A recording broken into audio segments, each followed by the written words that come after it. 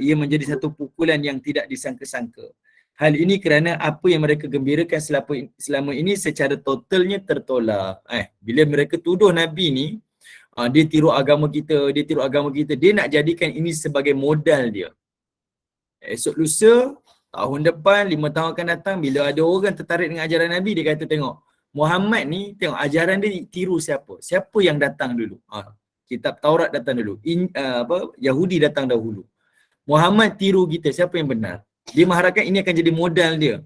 Tiba-tiba Allah tukar, menafikan apa yang mereka nak. Waktu itulah menjadi tamparan kepada orang Yahudi, dan dia hilang hujah untuk berlawan dan bermusuh dengan Nabi SAW.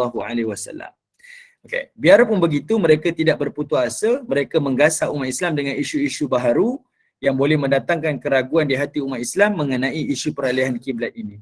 Lalu Allah menjawab melalui firman-Nya pada ayat 142-143 dalam surah Al-Baqarah. Yang ni ibu-ibu boleh semaklah. Okey, baik. Sekarang kita perhatikan. Kenapa Allah tukar peristiwa ni? Ini sekadar ibu-ibu cuba berfikir. Kenapa Allah tukar peristiwa ni pada tahun kedua Hijrah? Apa hikmah yang ibu-ibu boleh gali lah dari sudut pandang kita?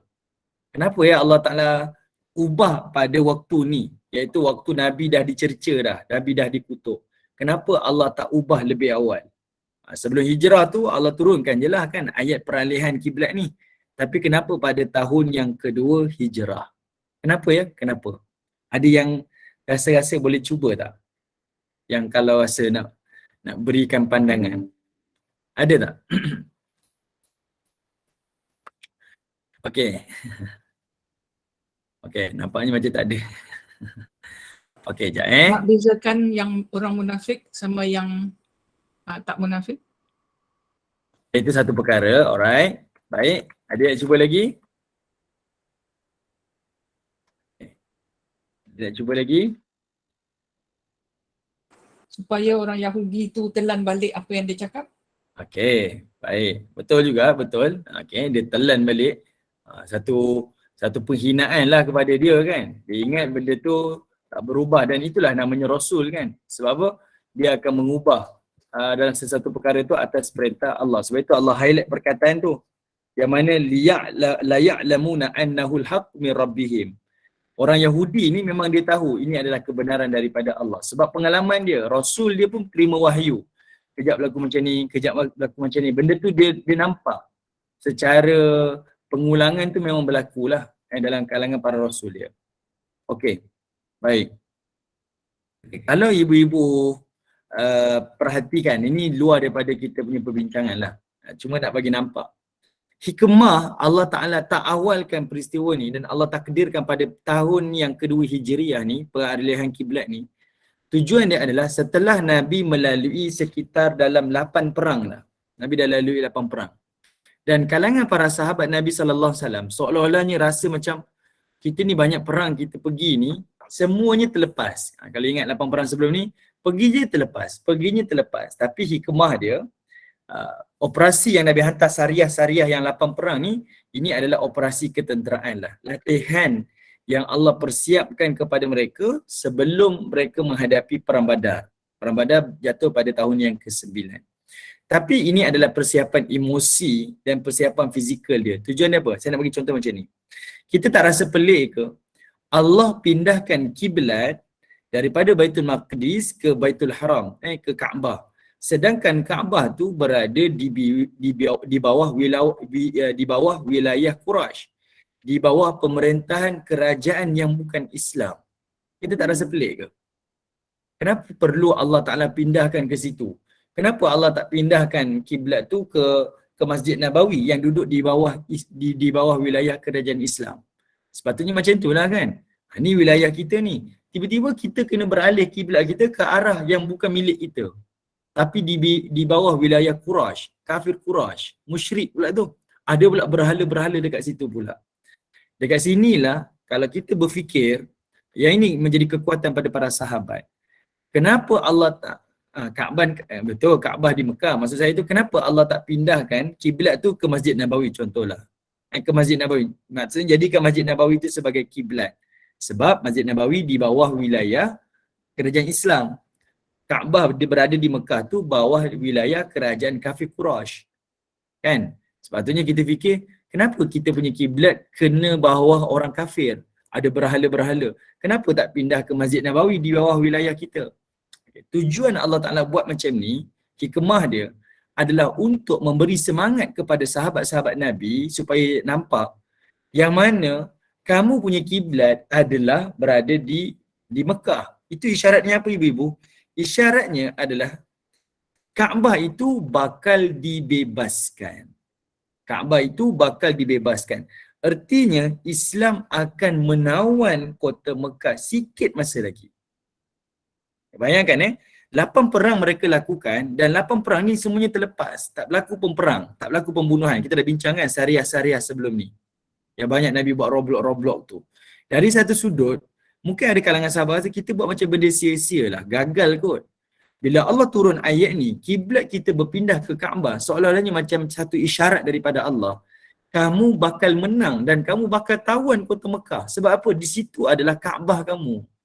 Di situ arah kiblat kamu. Sampai bila kamu nak letakkan kiblat itu di bawah wilayah orang kafir? Artinya, dekat situ Allah nak tunjukkan ada isyarat kemenangan tu sikit je. Sikit masa lagi kamu akan menang dan kamu akan tawan kota Mekah. Jelas ke ibu-ibu? Faham tak? Maksudnya Allah nak memberi isyarat kemenangan tu, tapi Allah tak bagi tahu kamu menang. Cuma Allah Ta'ala telah tetapkan kiblat di Kaabah, di Mekah. Mekah wilayah orang kafir. Sikit masa lagi, ini adalah kamunya Kaabah, kiblat kamu. Maka kamu akan menawan kota Mekah. Dan Allah Ta'ala menunjukkan kemenangan itu berpihak kepada orang muslimin pada tahun ke-8 Hijrah.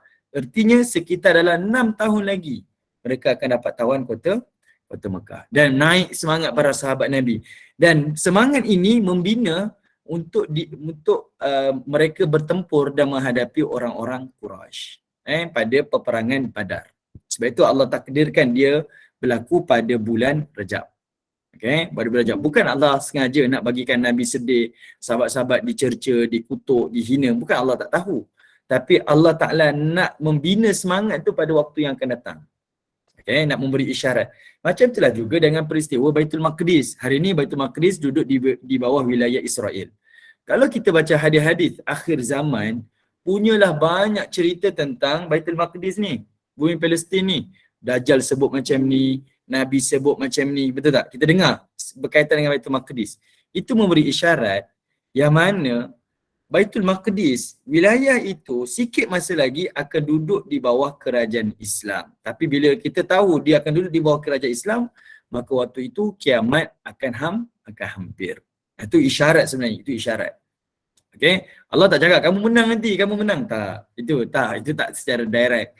Tapi indirectly Allah Ta'ala sebut Kaabah tu berada di Mekah dan kiblat kamu ke sana. Artinya bukan sekadar bercerita tentang Kaabah, tapi bercerita kamu akan tawan kota Mekah. Sebab itu adalah kiblat kamu.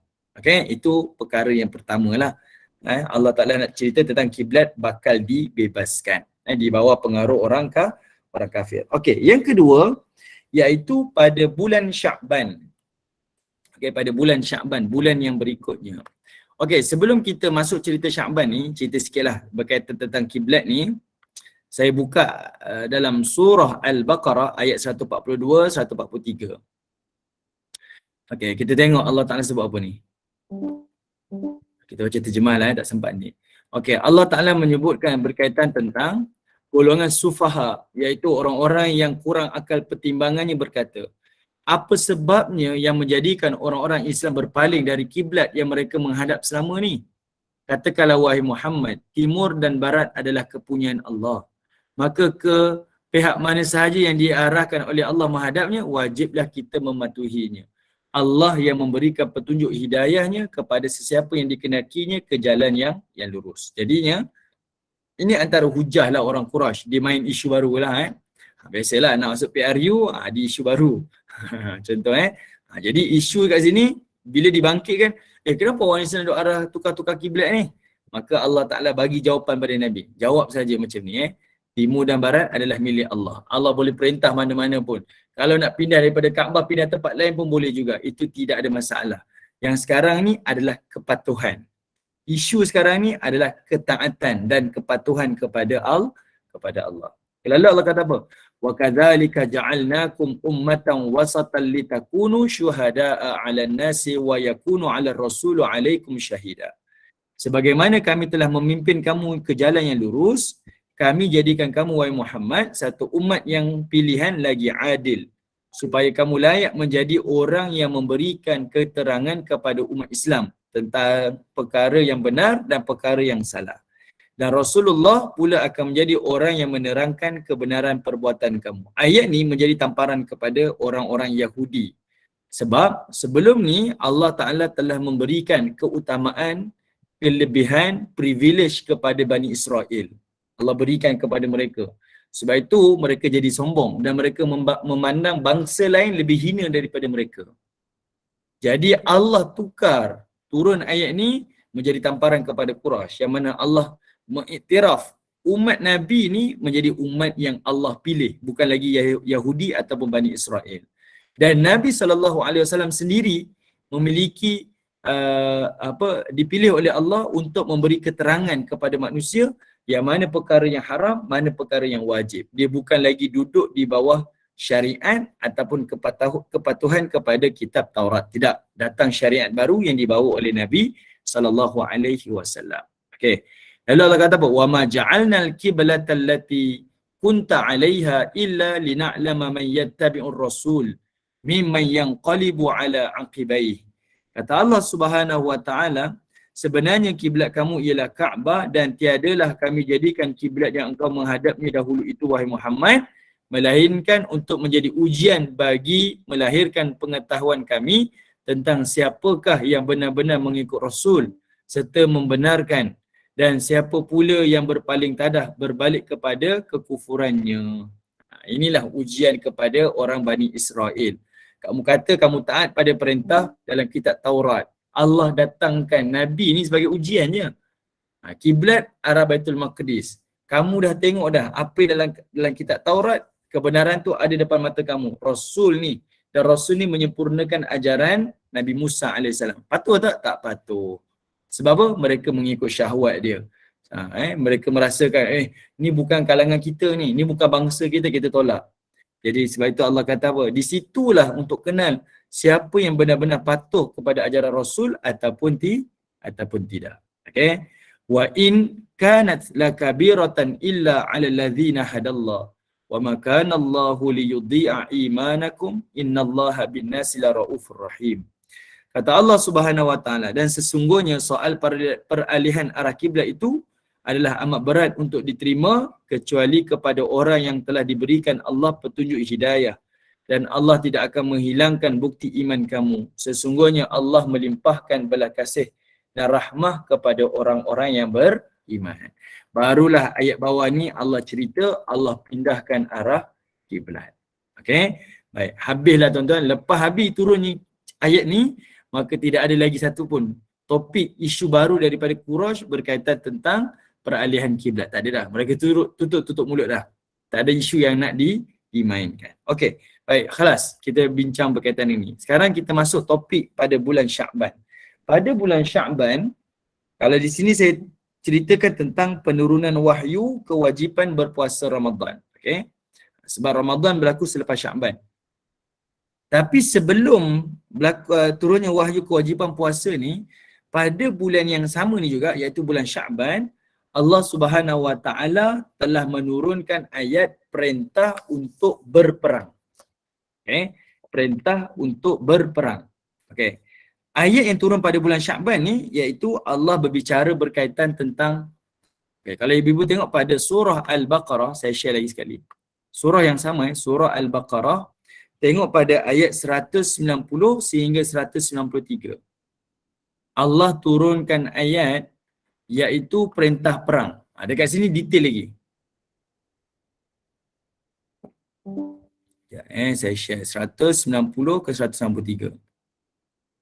Okay. Dekat sini Allah share berkaitan tentang hukum berkaitan tentang perang. kemudian Allah bincang tentang hukum selepas perang. Jadi kat sini ada isyarat juga.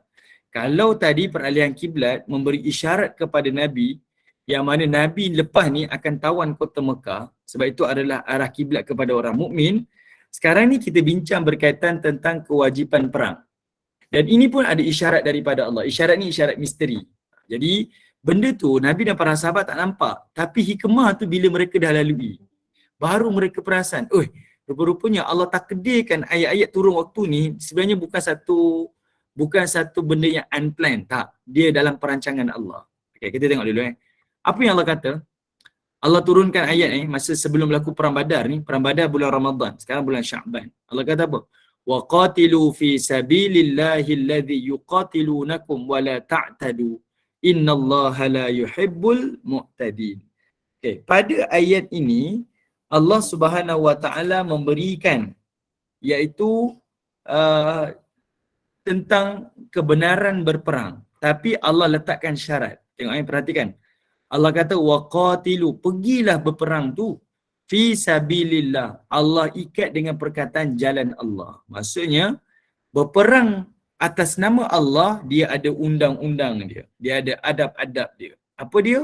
Kamu kena berperang mengikut perintah Allah. Sebelum berperang kena dakwah kepada mereka. Jangan perangi orang tua. Jangan perangi budak-budak. Jangan perangi wanita. Jangan runtuhkan rumah-rumah ibadah. Jangan hancurkan pokok-pokok ataupun tanaman-tanaman. Banyak Allah Ta'ala letakkan dia punya syarat-syarat. Jangan langgar. Tujuan perang ni adalah untuk tawan mereka. Bukan untuk membunuh. Untuk tawan. Okay? Allah ikat dengan perkataan sabilillah. Sebab itu hari ni masyarakat kita, tengoklah cerita superhero, Superman ke Transformers ke. Saya minta lah ibu-ibu tak tengok lah. Tapi saya nak bagi tahu. Tengoklah mereka tunjukkan kepada kita kebenaran tu kalau nak ditegakkan, kita kena hancurkan kawasan tu. Kita tengok cerita mana-mana superhero, Avengers ke siapalah. Bila dia nak tegakkan kebenaran, dia datangkan satu rasional, kawasan tu kita kena hancurkan. Dah hancurkan, baru kita bina semula. Dan saya pernah sebutkan sebelum ni, itulah yang berlaku kepada Afghanistan. Mereka datang dan dia kata apa? Kita nak tawan Afghanistan ni, kita nak bangunkan, nak majukan Afghanistan. Tapi sebelum kita majukan, kita kena hancurkan dulu. Perang, hantar tentera, robohkan, buang semua tamadun dia. Hancurkan apa yang ada pada negara dia. Hari ini membangun tak? Tak membangun. Menjadikan Afghanistan lebih teruk lagi daripada zaman dahulu. Macam itulah juga dengan Iraq. Mereka kata kita kena turunkan Saddam Hussein. Kemudian kita kena perangi Afghanistan, Libya. Ni banyak yang berlaku ni. Hancurkan negara mereka, hancurkan sejarah mereka, nanti kita akan tegakkan kebenaran dan keadilan. Tertegak tak? Tak tertegak. Agama kita yang diikat dengan fisabilillah tak diajar macam tu. Agama kita mengajar iaitu datang dan menjaga keselamatan. Jaga orang tua, jaga orang muda, wanita-wanita, anak-anak kecil, rumah-rumah ibadah, tanaman-tanaman. Tidak ada sebab dan hujah untuk kamu hancurkan benda ni. Tak ada. Kamu kekalkan sahaja. Yang kamu perangi adalah musuh-musuh. Dan Allah sebut, macam mana nak memerangi musuh ni? Kata Allah, yuqatilunakum. Kamu perangi mereka. Pergi perang. Wala ta'tadu. Dan jangan kamu ceroboh mereka. Di sini menjadi hujah. Allah membenarkan orang Islam berperang setelah mereka diperangi. Itu kewajipan. Itu syarat. Nabi tak boleh buat sebarang-sebarang. Kita tengok peta, okey, saya rasa kita perlu serang Mesir, pergi. Tak boleh. Allah letakkan perkataan yuqatilunakum ni, kamu boleh perangi mereka dan jangan menceroboh. Artinya, kalau mereka mulakan dulu, kamu boleh pertahankan diri kamu dan boleh berlaku perang. Tapi kalau mereka tak mulakan, jangan mulakan. Allah tak benarkan. Sebab kamu terikat dengan kerangka fi sabilillah. Punyalah Allah jaga adab tu. Dan Allah ikat innallaha la yuhibbul mu'tadin. Allah tak suka orang yang menceroboh. Sebab itu dalam agama kita, perang ni disebut sebagai futuhat, membuka wilayah. Dia bukan jajahan. Kalau dalam negara-negara lain, ni jajahan ni. Ni wilayah jajahan kita. Ini wilayah tawanan kita. Agama kita Islam tak macam tu. Ini pembukaan Mesir. Fathul Mekah, ini pembukaan kota Mekah. Sebab apa? Mereka ni dalam keadaan kegelapan, kekufuran. Agama datang, Islam datang membuka cahaya iman kepada mereka. Itu bezanya. Allah letakkan pertama perintah, tapi Allah tunjukkan ada adab dalam peperangan. Kemudian Allah Ta'ala sebut lagi, waqtuluhum haitsu sakiftumuhum wa akhrijuhum min haitsu akhrajukum wal fitnatu asyaddu minal qatl wa la tuqatiluhum indal masjidil haram hatta yuqatilukum fi fa in qataluukum faqtuluhum kadzalika jazaa'ul kafirin. Kata Allah, dan bunuhlah mereka, musuh yang memerangi kamu. Yang ini Allah tunjukkan cara macam mana nak berperang. Okey. Kata Allah benarkan mereka membunuh di mana sahaja kamu dapati mereka, dan usirlah mereka dari tempat yang mereka telah mengusir kamu. Kat mana? Dekat Mekah. Dan ingatlah bahawa fitnah itu lebih besar bahayanya daripada membunuh. Apa maksud fitnah dekat sini? Bukan duk cerita buruk orang. Fitnah dekat sini adalah mereka yang melakukan kesyirikan kepada Allah. Orang yang syirikkan kepada Allah, itulah namanya fitnah. Dan itulah namanya fitnah tu lebih dahsyat daripada membunuh. Dan Allah kata, janganlah kamu memerangi mereka di sekitar Masjidil Haram sehingga mereka memerangi kamu di situ. Nampak? Allah tunjukkan adab dia.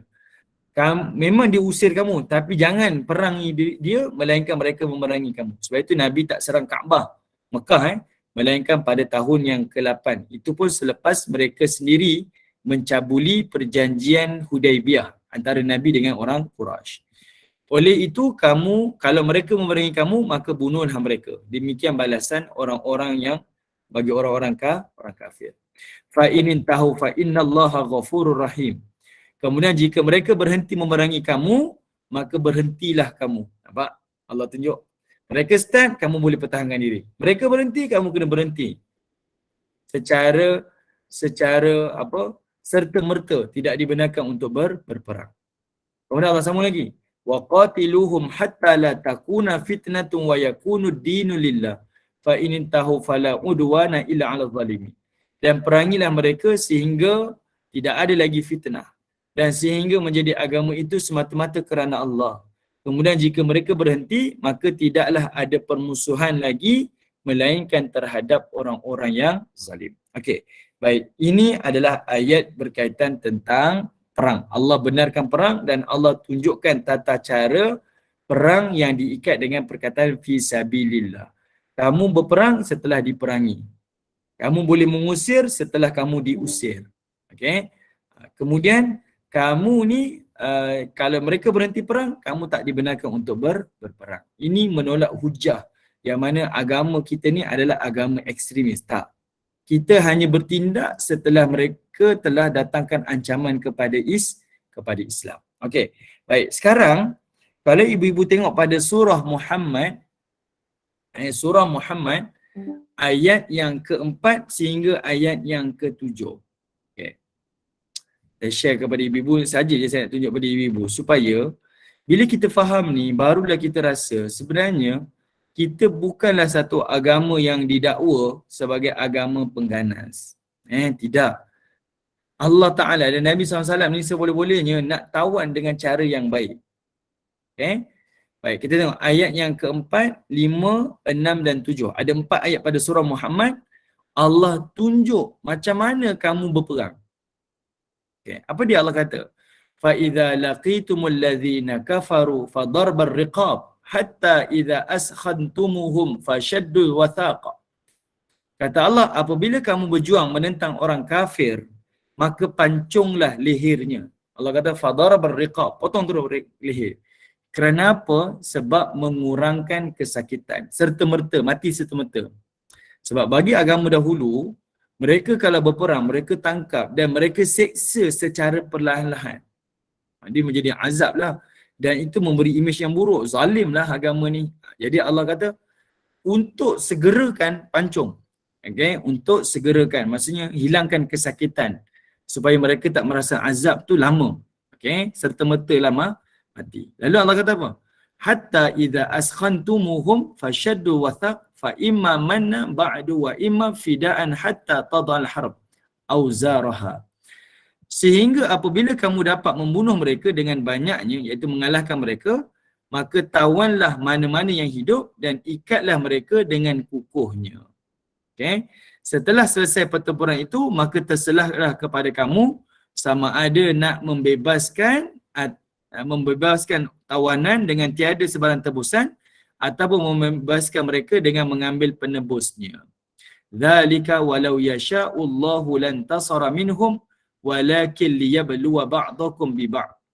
Kata Allah Ta'ala, bertindaklah demikian terhadap golongan kafir yang menceroboh sehinggalah berakhirlah peperangan jihad itu dan lenyaplah sebab-sebab yang menimbulkannya. Okay? Demikianlah diperintahkan kamu melakukannya. Dan sekiranya Allah menghendaki, tentulah Allah membinasakan mereka dengan tidak payah kamu memeranginya. Tapi ia perintahkan kamu berbuat demikian kerana hendak menguji kesabaran kamu menentang golongan yang kufar, ingkar, yang mencerobohi kamu. Okay? Walladzina qutilu fi sabilillah falan yudillu a'malahum. Dan orang-orang yang berjuang dan yang serta gugur syahid pada jalan Allah mempertahankan agamanya, maka Allah tidak sekali-kali mensisiakan amal-amal mereka. Baik. Kat sini Allah Ta'ala letakkan satu, tata cara berperang. Lepas tu macam mana menguruskan tawanan. Seolah-olahnya Allah beri isyarat, macam mana kamu nak berperang, macam mana kamu selepas perang. Allah tunjukkan tata cara dia. Dan Allah cerita, kenapa mungkin ada orang mukmin akan fikir, kenapa Allah Ta'ala ni tak musnahkan je orang-orang kafir? Kenapa Allah Ta'ala takdirkan berlakunya perang? Maka Allah beri sebab. Tujuan dia adalah untuk liyabluwa ba'dakum bi ba'd. Allah nak uji antara orang-orang mukmin ni, kesabaran mereka kan. Allah nak uji. Tujuannya apa? Okey, saya nak bagi contoh macam ni ibu-ibu. Bila kita terlalu selesa macam hari ni, kita tak berapa nak praktik ayat-ayat Allah Ta'ala. Kita tak cuba nak faham sedetail-detailnya ayat-ayat Allah. Dan kita tak rasa kebergantungan kepada Allah secara mutlak. Sebab apa? Kita duduk di zon selesa. Makan cukup, isteri ada, pasangan ada, pekerjaan ada, kereta ada. Kita tak rasa. Tapi bayangkan, bila kita melalui jalan yang sukar, kita sangat mengharapkan Allah turunkan wahyu dia. Bila turunnya pertolongan dan wahyu tu, kita akan betul-betul hadam apa-apa ayat-ayat daripada Allah. Dan ini memang sifat manusia. Bila dia susah, dia akan jadi bersatu. Dia akan jadi kuat. Dan dia betul-betul akan memahami. Sebab itu kita tengok, bila ada orang duduk di tempat yang minoriti, dia lebih kuat. Dia lebih sepakat. Dia lebih bersatu padu. Tapi bila dia dah start ramai, dia bawa kepala dia. Bila dia dah terlalu selesa, dia dah tak peduli dah. Jadi Allah Ta'ala letakkan itu sebagai hikmah. Okay? Hari inilah kita dalam keadaan nikmat. Kita baca tak ayat Quran? Jangan kata nak faham Quran, baca Quran pun tidak. Bahkan kalangan kita pula, generasi kita ramai pula yang buta Quran. Sebab apa? Sebab kita berada di zon yang sangat selesa. Tapi bila kita dalam zon yang mendesak, percayalah orang semua akan bersatu, orang mukmin bersatu. Bahkan kita pula akan cuba usaha baca Quran. Cuba usaha nak faham Quran. Apa panduan Allah? Apa pengajaran Allah? Apa yang Allah turunkan bantuan? Kita cuba nak faham. Dan itulah hikmah yang Allah sebut. Tujuan dia untuk menguji kalangan orang mukmin ni di antara mereka. Okey. Baik. Kemudian Allah sebut lagi, sayahdihim wa yuslihu balahum. Allah akan memimpin mereka yang berjuang ke jalan yang mendapat sebaik-baik balasan dan menjadikan mereka keadaan mereka baik dan berguna dunia akhirat. Wa yudkhiluhumul jannata arrafaha lahum. Dan Allah masukkan mereka ke dalam syurga yang dijanjikan dan telah diterangkan sifat-sifat syurganya kepada mereka. Ya ayyuhallazina amanu in tansurullaha yansurkum wa yuthabbit aqdamakum. Ini Allah jamin kemenangan. Wahai orang yang beriman, kalau kamu membela agama Allah, Allah akan bela kamu. Yansurukum, Allah akan beri pertolongan pada kamu, iaitu kemenangan. Wa yuthabbit aqdamakum, dan Allah teguhkan tapak pendirian kamu. Baik. Ibu-ibu yang dirahmati oleh Allah. Sekarang ni, apa mesej yang Allah nak sampaikan? Sebenarnya mesej ni Allah cerita. Satu, macam mana nak berperang, macam mana selepas perang. Dan ayat yang ketujuh pada surah ni, Allah nak berikan satu jaminan kemenangan. Apa yang kita faham? Sebenarnya mesej, misteri yang Allah nak sampaikan, waktu berperang tu dah makin hampir. Sebab itu bila turun pada surah ni dalam bulan Sya'ban, Ramadan, Nabi berperang. Dan sebahagian sahabat Nabi ada 13 orang menjadi syuhada Badar. Nampak tak? Allah cerita tentang macam mana nak berperang. Kamu perlu pancung ke? Kamu perlu kerat-kerat ke? Kan kalau kita baru nak berperang, kita tak tahu. Sebelum ni kita dah buat operasi dah, latihan ketenteraan. Tapi nak masuk perang Badar, nak berperang ni, macam mana perang ya Rasulullah? Nabi pun tak tahu. Jadi Allah datangkan panduan. Macam mana? Caranya kamu pancung dia. Okay, pancung. Itu sebagai satu panduan. Dan Allah cerita selepas perang macam mana nak buat. Iaitu caranya adalah melalui tawanan. Kamu nak tebus boleh, kamu tak nak tebus pun tak apa. Kamu nak lepaskan macam itu pun tak apa. Okay, itu panduan. Dan kemudiannya Allah letakkan jaminan. Kamu akan menang, datang pertolongan kalau kamu tetap menolong agama Allah. Tidak ada kepentingan peribadi.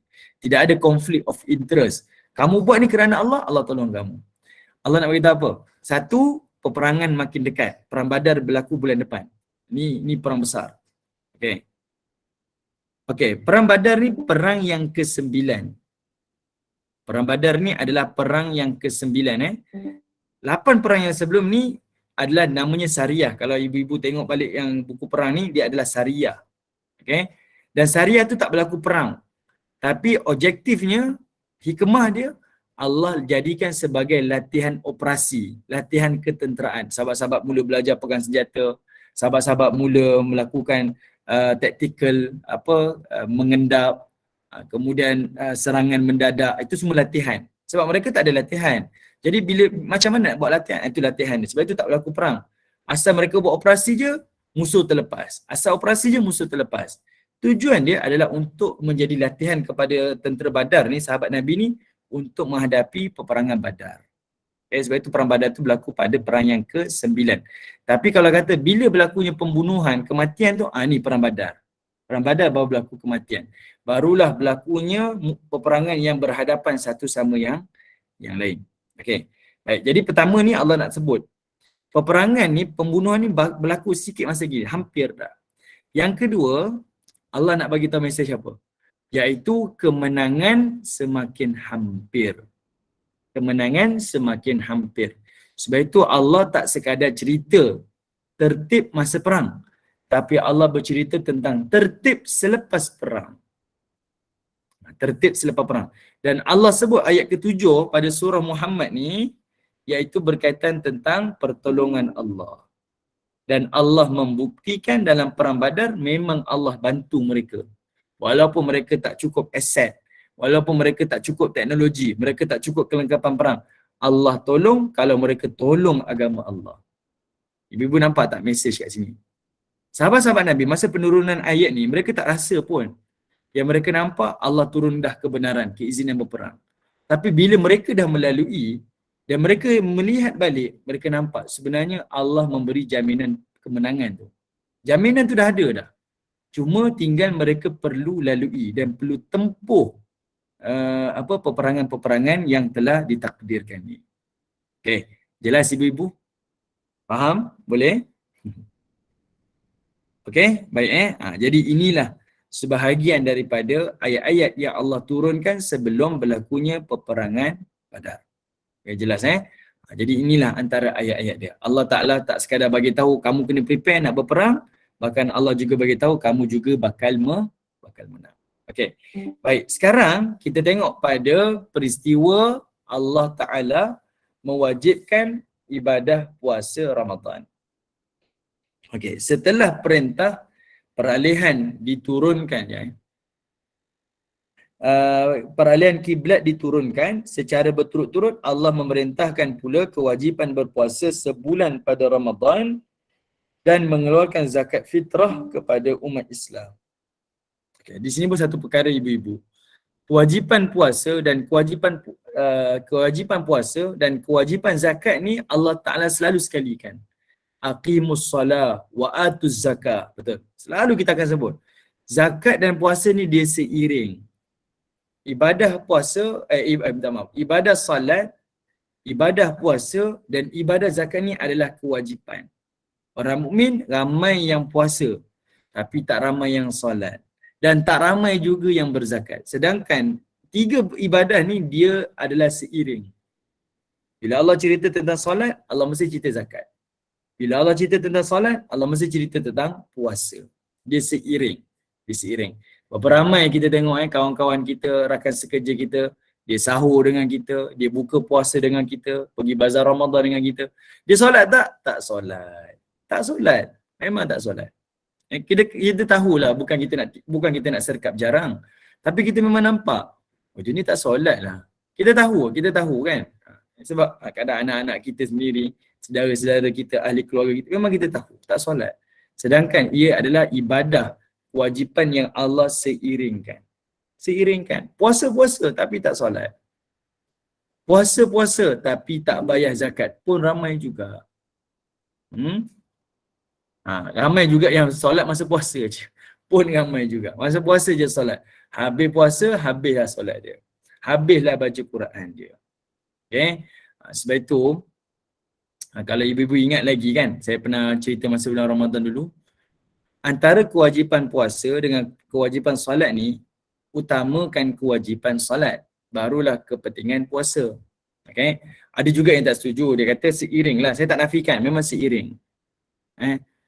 Saya tak nafikan, seiring, jalan-jalan. Seiringlah puasa dengan pendidikan, puasa dengan solat ni seiringkan. Tapi kalau tanya yang mana perlu, solat. Contohlah, sebab apa? Hari ni kita upah anak-anak kita dengan puasa. Tapi solat tak solat. Akhirnya mereka membesar, ramai yang puasa tapi ramai yang tak solat. Tapi percayalah, bila kita tekankan anak kita solat, automatik dia akan puasa. Bahkan pengalaman kita sendiri. Masa kita belajar puasa, kita solat tak? Masa kita belajar puasa, solat tak? Tak solat. Tapi bila kita jaga solat, puasa tak? Automatik. Orang yang solat, dia mesti puasa. Tapi orang yang puasa, belum tentu lagi solat. Sebab itu, kita perlu tahu apa pendidikan yang utama. Sebab itu latihan yang pertama ni adalah solat. Baru datang latihan puasa. Saya tak nafikan, kalau kita nak ajar anak kita puasa dulu pun tak apa. Tapi jangan sampai dia hanya puasa tapi tak solat. Okey? Baik. Okey, Puan Farah kata, Ustaz, penjelasan perang Uhud. Penjelasan maksudnya apa? Puan Farah? Maksudnya nak explain ke cerita perang Uhud? Perang Uhud lambat lagi ni. Perang Uhud tahun ke-3 Hijrah, tahun depan. Selepas perang Badar ni. Dia setahun selepas perang Badar. Cuma kalau nak penjelasan tu berkaitan dengan apa ya? Puan Farah? Puan Farah soalan? Okey, tak apa Okey, baik. Mungkin Puan Farah nanti direspon lah Okey, baik. Kita tengok kewajipan puasa ni. Namun sebelum itu, ibadah puasa sudah pun dilaksanakan oleh Nabi dan para sahabat melalui puasa hari Ashurah yang jatuh pada bulan Muharram. Okey, yang jatuh pada bulan Muharram. Maksudnya, latihan puasa tu dah berlaku tak? Dah berlaku. Iaitu pada hari Ashurah. Makanya perintah solat diturunkan waktu Isra Mi'raj. Okey. Kalau kita tengok sebenarnya, contohnya, ibadah puasa ni latihan dia bulan Muharram, puasa Ashura. Sahabat dah puasa Ashura dan puasa Ashura tu wajib.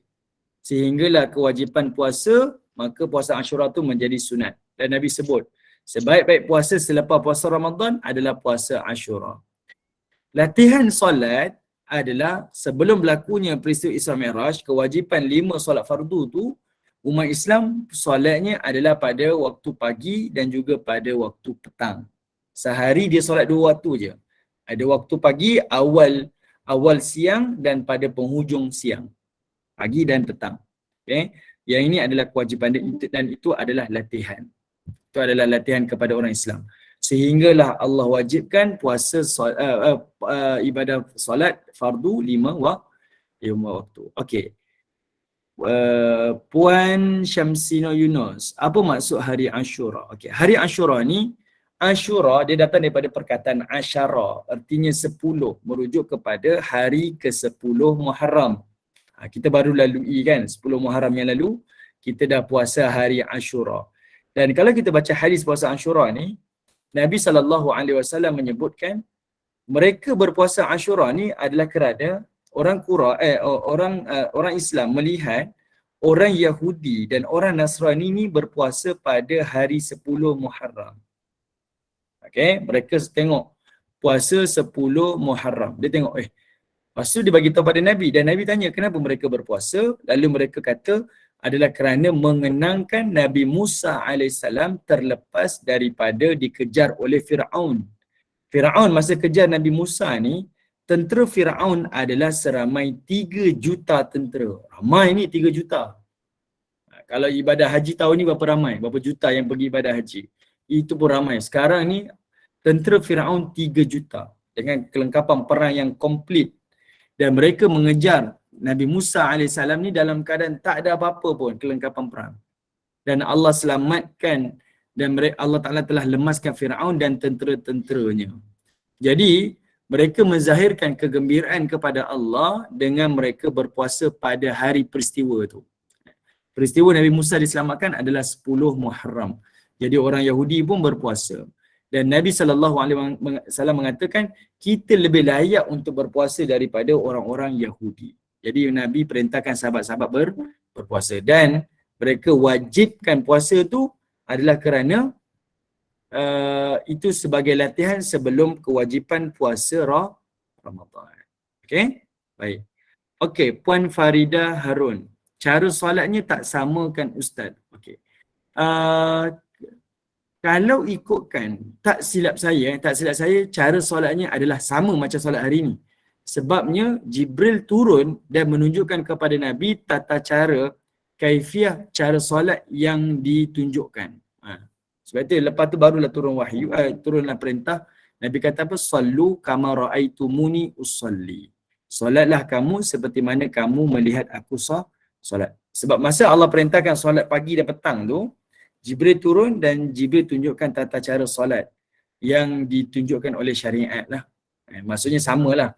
Andaian saya sama. Kalau saya tersalah fakta, ibu-ibu boleh betulkan. Kalau ikutkan yang saya tahu, sama. Okay? Nanti kalau ada masa saya semak lah sama atau tak sama insyaAllah. Okey, jadinya Allah pun perintahkan ibadah puasa. Allah kata apa? Ya ayyuhallazina amanu kutiba alaikumusiyam kama kutiba alal ladzina min qablikum la'allakum tattaqun. Ayat ni masyhur lah pada bulan Ramadan ni. Cuma perhatikan Allah sebut ada 3 benda wajib kat sini. Pertama Allah sebut nak berpuasa ni pertama dia kena beriman. Sebab itu Allah gunakan perkataan ya ayyuhalladzina amanu. Perkataan ya ayyuhalladzini, wahai orang beriman, dalam bahasa Arab dipanggil ayat an-nida, ayat seruan. Dan dalam bahasa kita kata ayat seruan. Seruan ni maksudnya apa? Iaitu memanggil orang yang jauh. Kan? Kita panggil kawan, kita macam menjerit tentang, macam menyeru ni kita panggil orang yang jauh supaya menghampiri kita. Okey. Jadinya kalau ibu-ibu perhatikan, sebelum Allah perintahkan sesuatu amalan, Allah mesti akan panggil ya ayyuhallazina amanu, ya ayyuhan nas. Sebab apa? Manusia ni hakikatnya dia dekat dengan Allah. Tapi kerana kemaksiatan yang kita lakukan menjadikan kita jauh daripada Allah. Jadi Allah punya sayang kepada kita, Allah panggil kita. Mai datang dekat dia. Mai datang dekat dia. Macam mana nak mendekati Allah? Maka baru Allah sebut ayat perintah. Jaga solat, bayar zakat, ibadah puasa. Allah sebut. Okay? Jadi Allah sebut. Lalu Allah kata apa?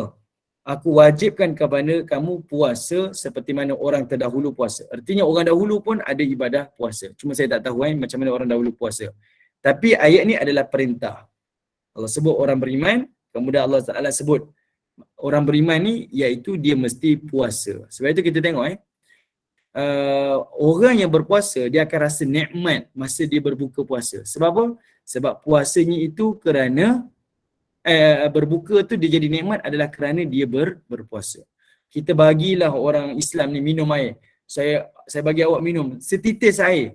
Saya akan belanja awak iPhone yang paling latest contohlah. Saya bagi awak inilah. Tak ada orang Islam yang sanggup gadaikan minum walaupun setitis. Kerana apa? Iman kat situ. Iman. Dan kerana itulah Allah campakkan keseronokan untuk berbuka. Tanyalah ibu-ibu yang tak berpuasa kerana rukhsah kan. Dia datangnya makzurah, keuzuran. Waktu berbuka happy tak? Tak happy dia. Waktu berbuka tu anak-anak ada happy lah. Tapi nak happy macam dia berbuka tak sama rasa dia. Perasaan tak sama. Bahkan dia boleh makan, dia makan tak happy, tak dia makan? Dia makan tak happy. Kan? Makannya tak happy. Dia tak rasa seronok makan waktu dia uzur tu sama macam dia berbuka. Tak sama. Perasaan tu lain. Sebab apa? Di situ adanya iman dan nak tunjuk pada kita setiap perintah Allah ada kenikmatan dan ada kegembiraan. Kalau kita lakukan kerana iman, kerana Allah. Okay? Okay, baik. Kemudian Allah menyebutkan apa tujuan puasa tu? Adalah la'allakum tattaqun. Mudah-mudahan kamu bertakwa. Dan inilah buah hasil kepada puasa. Ramai orang ingat kita puasa ni sebab saya nak dapat hasil.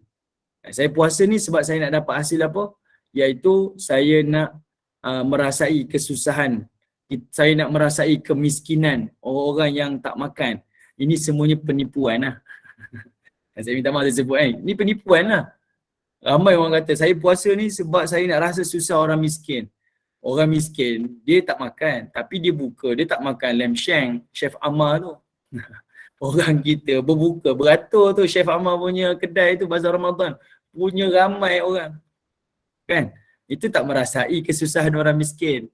Sebab itu tak tepat bila kita kata saya berpuasa ni sebab nak rasa orang miskin tak makan. Tak. Sebenarnya adalah untuk menuai hasil takwa. Sebab kita ni kena faham, kita ni beriman. Kita ni Muslim. Kemudian kita mukmin. Kemudian kita muttaqin. Kemudian baru kita muqarrabin. Jadinya, Allah Ta'ala tunjukkan kepada kita, kita ni ada level kita nak naik pangkat kan? Kalau hari ni kamu Muslim, dengan ibadah puasa ni, kamu macam pergi kursus. Kamu buat betul-betul, Allah naik darjat kamu menjadi muttaqin. Kamu langkah perkataan mukmin tu. Hari ni orang Muslim beriman je tapi tak beribadah. Tapi dengan adanya ibadah puasa, kamu bukan sekadar Muslim, mukmin, kamu dah jadi naik satu lagi darjat muttaqin. Kalau orang kerja kerajaan, dia ada kursus-kursus kan. Kalau pengetua tu dia ada kursus pengetua. Dah pergi kursus pengetua, layaklah nak jadi pengetua lepas ni. Walaupun muda lagi. Macam itulah maksudnya. Okay? Allah memberikan satu jalan mudah, ekspres untuk meraih satu tempat yang istimewa di sisi Allah Ta'ala. Okay? Puan Suaya pun, ni ketawa mencurigakan lah ni. Bila buka penuh meja kan, tak rasa langsung orang miskin kan. Orang miskin tak makan macam tu. Kalau betul nak miskin, makan kurma je lah, minum air kosong. Tapi tak, mustahil lah. Kalau boleh penuh mejanya, kuih-kuihnya, airnya, air 3-4 jenis kan. Okay? Macam itulah. Okay, Puan Mawina kata apa? Macam saya dalam pantang pesan dulu. Anak-anak berbuka happy, kita raya pun tak happy sebab tak puasa. Betul? Sebab itu tak dinafikan. Sebab itu Nabi kata apa? Orang yang berpuasa ni farhatan. Dia ada dua kegembiraan. Gembira ketika berbuka, gembira ketika bertemu dengan Allah di dalam ibadah-ibadah dia. Itulah namanya iman. Itu namanya iman. Okay? Orang yang makan curi-curi, bila dia berbuka, dia seronok. Dia tak seronok. Perasaan tu tak ada. Tapi tanya anak-anak kita, punya happy, dia dah puasa, tiba time makan tu macam mana happy dia? Happy sungguh. Itulah kenikmatan kerana iman. Kerana iman. Okey? Baik, khalas kita cerita ni. 2-3 siri dah kita, barulah dapat masuk perang Badar. InsyaAllah pada kesempatan pertemuan yang akan datang, kita akan masuk peperangan Badar. Okey? Baik, ada soalan ke? Oh, kita dah terlajak 3 minit dah. Minta malam, ambil masa sikit. Okay. Ada soalan? Silakan, mungkin 1 atau 2 soalan boleh ajukan.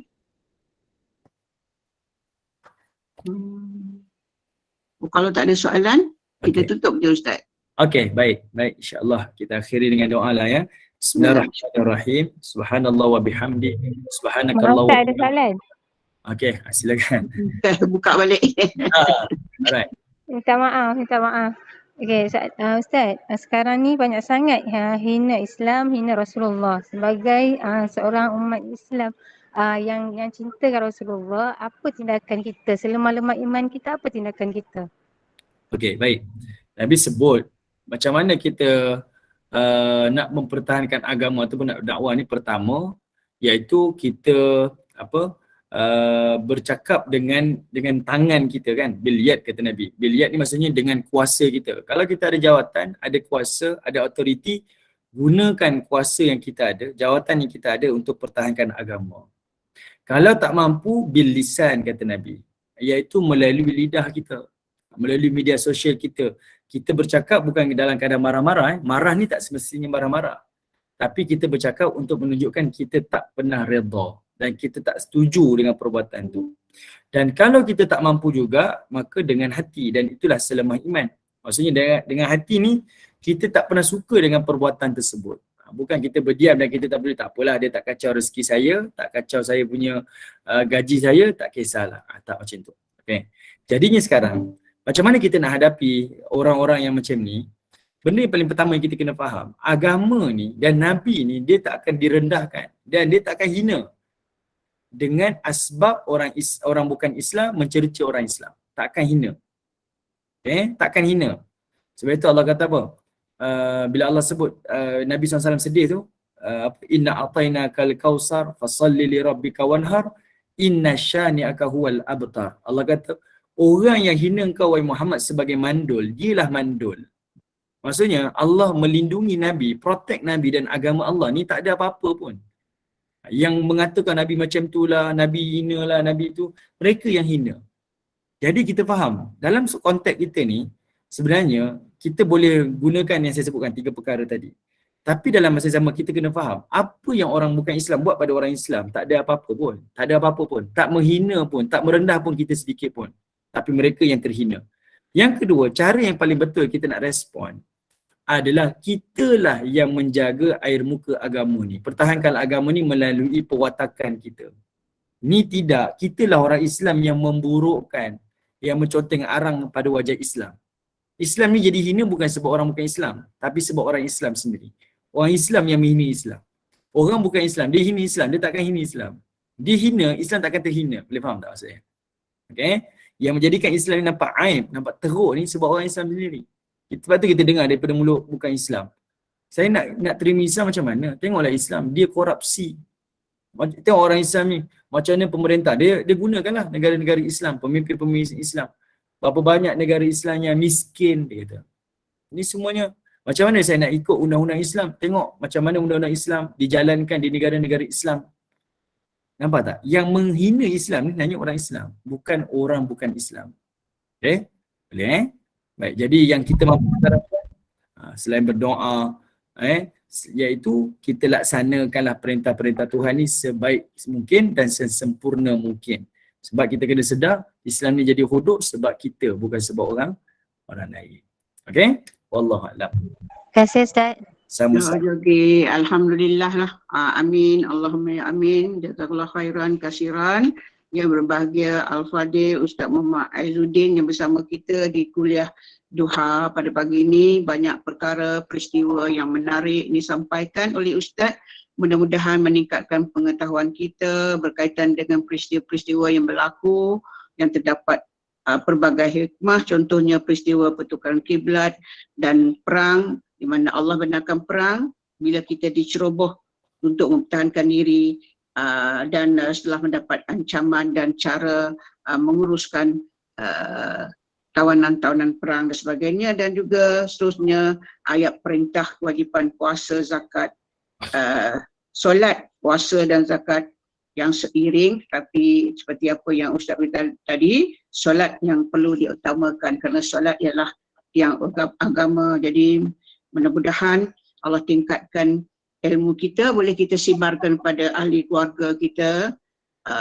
Mudah-mudahan kita juga diberi sinar roh kepada kita untuk terus menimba ilmu untuk bekalan kita dunia dan akhirat. Jadi terima kasih kepada semua. Dan sebelum kita tutup majlis, sekali lagi mohon Ustaz untuk baca doa dan tasbih kefarah dan seterusnya menutup kuliah dengan surah Al-Asr. Silakan. Bismillahirrahmanirrahim. Subhanallah wa bihamdi, subhanakallah wa bihamdika, asyhadu an la ilaha illa anta wa astaghfiruka wa atubu ilaik. Subhana rabbika rabbil izzati amma yasifun wa salamun alal mursalin walhamdulillahi rabbil alamin. Wal 'asr innal insana lafi khusr illa alladhina amanu wa 'amilus solihat wa tawassaw bil haqq wa tawassaw bis sabr. Walhamdulillahi rabbil alamin.